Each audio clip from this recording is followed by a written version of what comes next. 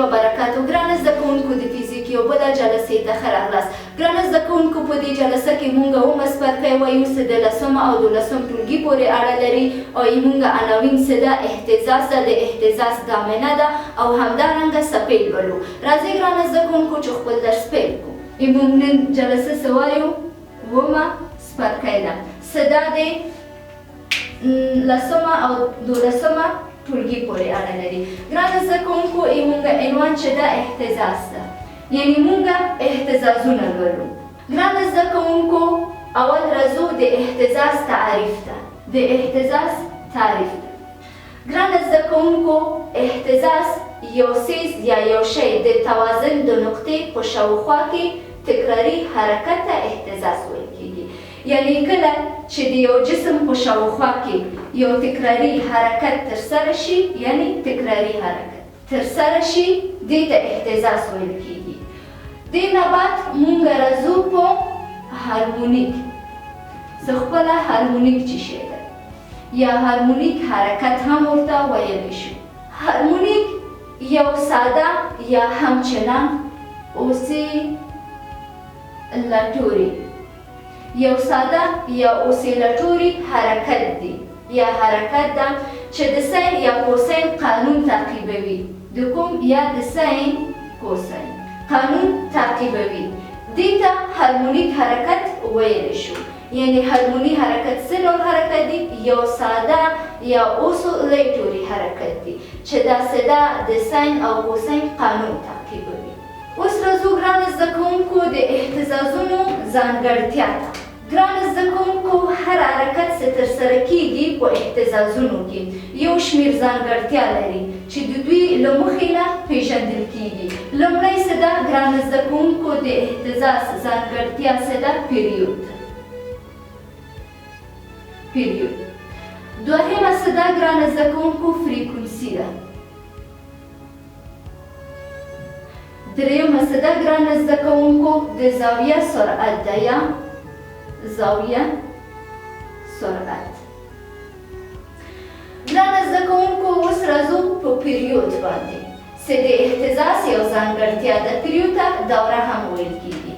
پیریود یا دوره. پیریود ته دوره هم ویل کېږي.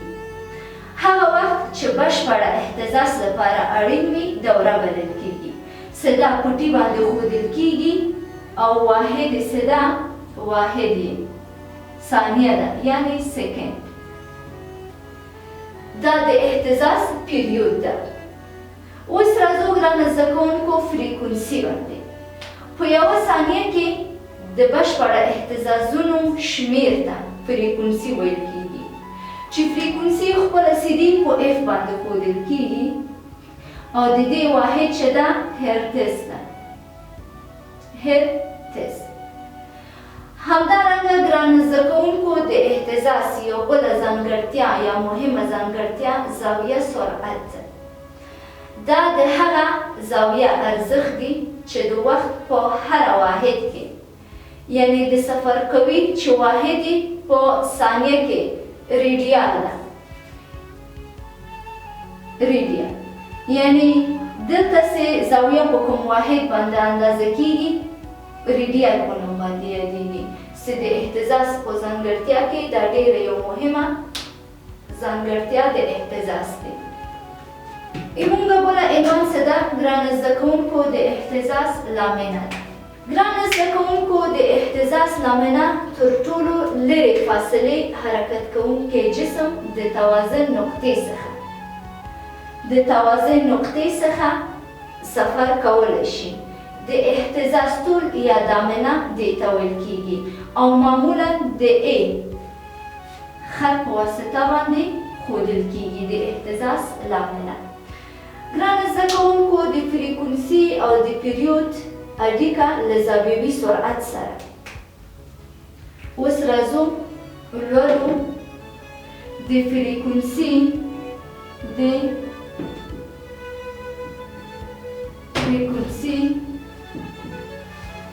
پیریود د فریکونسي پیریود اړیکه الزاویوي سرعت سره.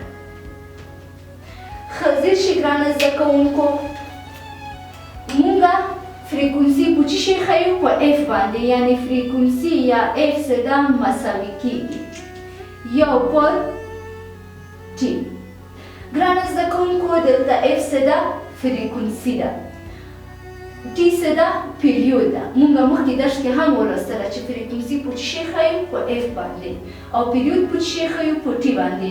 نو د دې له مخې نه مونږه د پیریود فرمول کولی شو چې ترلاسه کړو صدا مساوي کیږي، یعنی ټي مساوي ده یو پر اف باندې.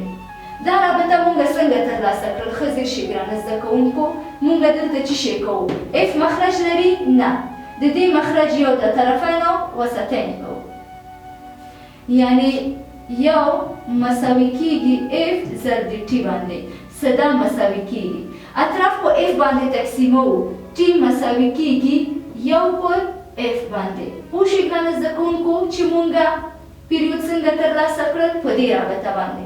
د دې رابطې له مخې نه هم کولی شو چې مونږه دغه د فریکونسي رابطه ثبوت کړو چې مونږه فریکونسي څرنګه ترلاسه کړل. ګرانه زده کوونکو اوس راځو په زاویوي سرعت باندې چې په دغه حرف باندې یې ښیو چې دې ته میو ویل کیږي. مساوي ده 2 پای پر ټي باندې.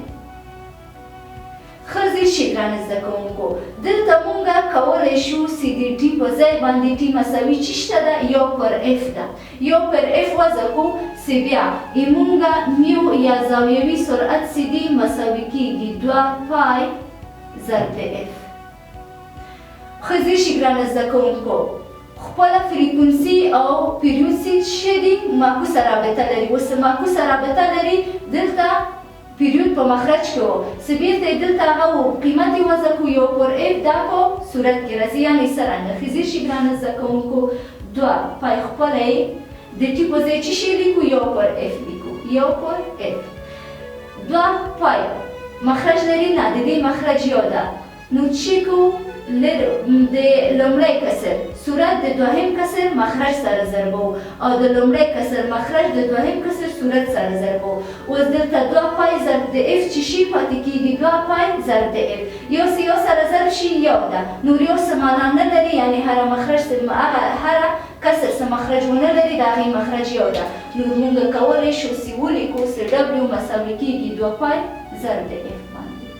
دا مونږه د زاویوي سرعت فرمول، دا مونږه د فریکونسي فرمول چې کولی شو ترلاسه کړو، او دا هم د پیریود فرمول. ګرانه زده کوونکو، مونږه بله عنوان څه ده؟ څپې دي. ګرانه زده کوونکو، تاسو کیدای شي د څپې نوم ډېر اورېدلی، خو اوس په فزیک مضمون کې مونږه څپه په علمي ډوله لولو چې څپې څه شی ده. ګرانه زده کوونکو، څپې له یوې نقطې څخه بلې نقطې ته د اهتزاز انتقال یوه وسیله ده. نو داسې ویلی شو چې څپې له یوې نقطې څخه بله نقطې ته د اهتزازونو له انتقال څخه عبارت دي چې با وجود د انرژي معلومولو سره لیږدول کیږي. ګرانه زده کوونکو، تاسو شکل ته ځیر شئ چې یو ماشوم کله یو سپرینګ په لاس کې اخلي یا رسۍ، چې دې ته ټکان ورکوي، دغسې یو موج ځان ته نیسي. همدا خپله څه شی ده؟ څپه ده. تاسو شکل ته وګورئ، شکل کې ښه ښکاري.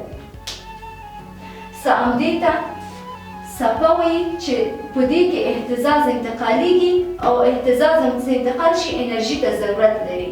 چې په شکل کې ګورئ، یو نفر په رسۍ باندې یو انرژي یا قوه واردوي، چې دغه رسۍ څه ده؟ په اهتزاز راځي چې یو څپه شکل ځان ته نیسي. ګرانه زده کوونکو، د څپې د تولید سرچینې له نظره له دې اړخه، یعنې موج څپې کولی شو چې تقسیم کړو، یعنې خپله څپې چې دي په دوه برخه ده. یو څه ده؟ الکترومقناطیس ده، الکترومقناطیس. دوهم څه ده؟ میخانیک ده یا میخانیکی. ګرانو زده کوونکو الکترومقناطیس او میخانیکي څه ډول ده؟ میخانیکي کله چې یو انسان په یو رسۍ باندې قوه واردوي او څپه تولیدېږي دې ته څه شی وایي؟ میخانیک وایي، ځکه چې دا په میخانیکي ډول. او همدارنګه کله چې موږ د برق جریان سره یو رسۍ وصل کو یا یوه لاین یا چې موږ وصل کو چې دا خپله موج حرکتوي، همدې ته د څپې الکترومقناطیس نوعه ویل کېږي. دا و ګرانه زده کوونکو زموږ د فزیک نننۍ جلسه تر بله جلسې پورې چې زه ستاسو په خدمت کې حاضرېږم، تاسو الله پاک ته سپارم. ښه وخت، د خدای په امان.